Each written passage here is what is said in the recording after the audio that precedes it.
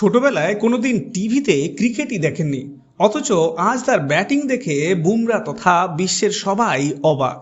জিম্বাবুয়ের এই ছেলেটি কে জানেন? নাম ব্রায়ান বেনেট, যার শৈশব কেটেছে শুধু বাড়িতে উঠানে ভাইদের সাথে খেলে।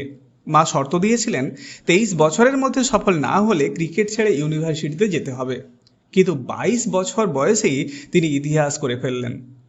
এই বিশ্বকাপে 5 ম্যাচের 4টিতেই অপরাজিত। ভারতের বিশ্বসেরা বোলিংয়ের বিপক্ষে 97 রানের সেই অবিশ্বাস্য ইনিংস।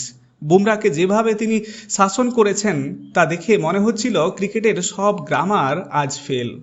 277 রান করে টুর্নামেন্টের দ্বিতীয় সর্বোচ্চ স্কোরার।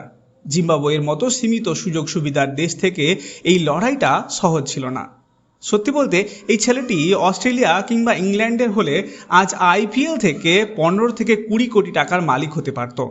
বেনেটের এই অদম্য জেদ আর কৌশল এবং তার প্রতিভা আপনাকে কতটা অনুপ্রাণিত করতে পারলো?